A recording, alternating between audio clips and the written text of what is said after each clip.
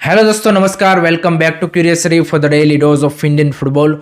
तो सबसे पहले बात करनी है हमजा चौधरी के बारे में, because finally he arrived in Bangladesh yesterday and what a reception, what a warm welcome he received at airport from the fans. And particularly this is great to see in a South Asian country की जहाँ पे cricket and cricketers को जिस तरह का love and support fans की ओर से मिलता है, तो एक फुटबॉलर को उन्हीं के कंट्री के, हमने बाहर के जो बड़े यहाँ पे टॉप नेम्स है वो अगर एशिया में आते तो हमने देखा है कि भाई फैंस उस तरह से साउथ एशियन कंट्री के फैंस उनको रिसीव करते हैं, बट उन्हीं के कंट्री के फुटबॉलर को इस तरह से रिसेप्शन मिलना, I think that's good to see. And आप देखिए कि हमजा चौधरी अब बांग्लादेश के लिए वो एक प्लेयर बन चुके हैं कि भाई उनके जो फैंस हैं वो उनको अपना यहाँ पे हीरो मान रहे हैं। हमारी साइड अगर यहाँ पे बात करें तो भाई सुनील छेत्री की नेशनल टीम में वापसी हो रही है, सो हमजा वर्सेस सुनील छेत्री का भी एक वो आप बोल सकते हैं कि बिल्डअप बन रहा है। एंड आई थिंक जिस तरह से इस मैच की हाइप अप बनी है for India versus Bangladesh, lot of things involve and I think it's good to you can say कि hyped up football game like this की जहाँ पे और भी ज़्यादा लोगों का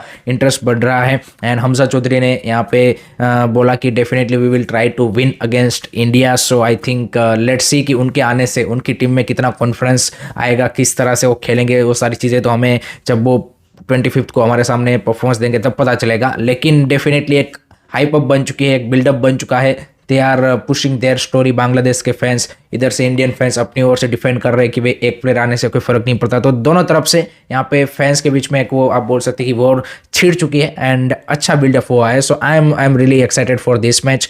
लेट मी नो गाइस, आप कितने एक्साइटेड हो इस मैच के लिए, कॉमेंट सेक्शन में जरूर बताइए। नेक्स्ट बात करनी है इंडियन नेशनल टीम के बारे में, बिकॉज कल हमारा फ्रेंडली है अगेंस्ट मालदीव्स। भले ही फ्रेंडली हो लेकिन इस मैच से भाई मोनोलो मार्केस के जो 2-3 क्वेश्चन है रिगार्डिंग द टीम कॉम्बिनेशन वो हमें यहाँ पे पता चल सकते हैं, जिसमें 3 मेन क्वेश्चन है। सबसे पहला है गोलकीपर, वो विल बी द गोलकीपर।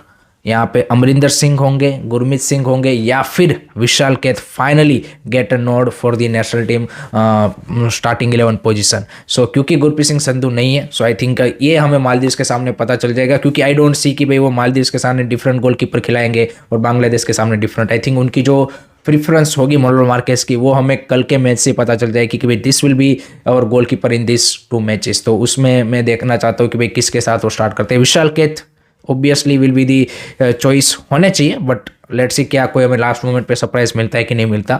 दूसरा क्वेश्चन आई थिंक मैं देख रहा हूँ कि क्या मोनोलो मार्केस यंगस्टर को मौका देंगे इस मालदीव्स वाले मैच में। मैं स्टार्टिंग 11 की बात नहीं कर रहा हूँ। स्टार्टिंग 11 ऑब्वियसली आप चाहेंगे कि भाई जो आप बांग्लादेश के सामने उतारना चाहते हैं उसी के साथ स्टार्ट करें, बट अगर मान लीजिए कि मैच में ऐसा सिचुएशन है कि you are 2-0 up in 60-70 minute, then क्या आप ब्राइसन हो गए, आयुष छेत्री हो गए, अभिषेक सिंह हो गए, या फिर इवन फॉरवर्ड लाइन में कोई यंगस्टर को अगर आप मौका देना चाहते हैं तो उसको क्या आप गेम टाइम देंगे, वो आई थिंक काफ़ी ज़्यादा ज़रूरी है। उससे पता चलेगा कि भाई किस तरह की थॉट प्रोसेस मोनोलो मार्केस की एज अ टीम बिल्डिंग भी है।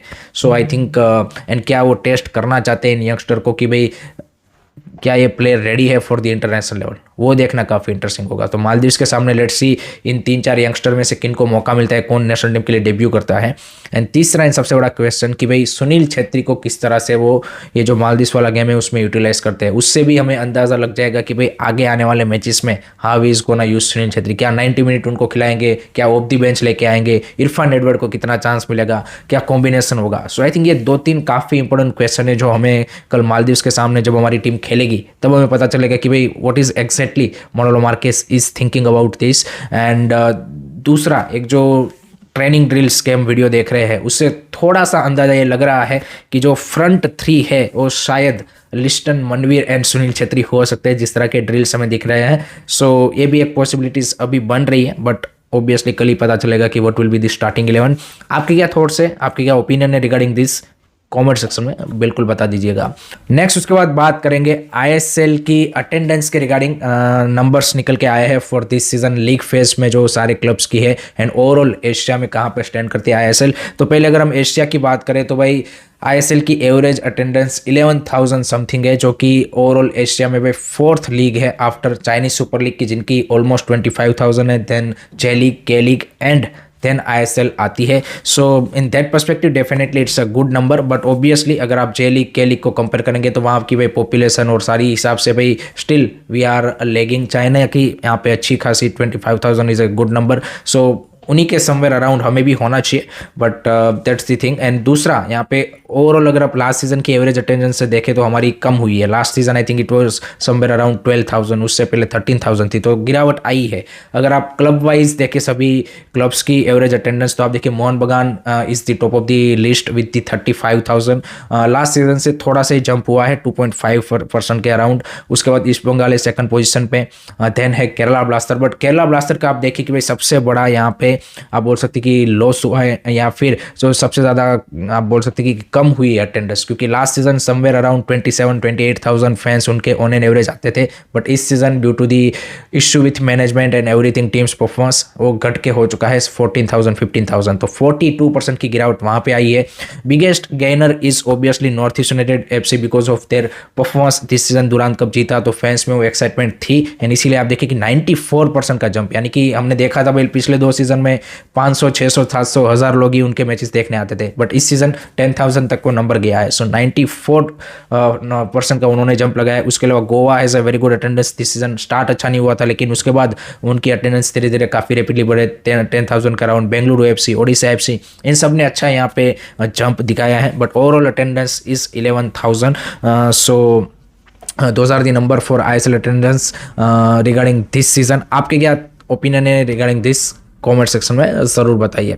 उसके बाद बात करनी है गोवा के बारे में। तो भाई गोवा के जो स्पोर्ट मिनिस्टर है गोविंद गोड़े, वो रिसेंटली पोर्टुगल की विजिट करने गए हैं, एंड वहाँ पे उन्होंने जो पोर्टुगल का मोस्ट सक्सेसफुल क्लब है in terms of the title wise SL Benfica, उनकी जो ट्रेनिंग फैसिलिटीज़ एंड उनकी जो क्लब एकेडमी है उसको विजिट किया है। एंड वहाँ जो बेनफिका के ऑफिशियल्स है उनके साथ बातचीत की है regarding the possible collaboration to set up academy in Goa, कि जहाँ पे जो टेक्निकल सपोर्ट होगा वो बेनफिका की ओर से मिलेगा, एंड सारी जो बाकी फैसिलिटीज़ है वो गोवा गवर्नमेंट अपनी ओर से यहाँ पे क्रिएट करने की कोशिश करेंगे। क्योंकि गोविंद गोड़े का मानना है कि भाई हम यहाँ पे फुटबॉल में इतना इन्वेस्ट कर रहे हैं, but still we are not able to produce a quality player, and I think that's perfectly right. कि आप देखिए कि जितना भी इन्वेस्टमेंट कोई भी स्टेट कर रहा है, आप देखिए कि या फिर कोई भी एकेडमी कर रही है, बट उस क्वालिटी के प्लेयर हम यहाँ पे प्रोड्यूस नहीं कर रहे हैं, and that is the big issue.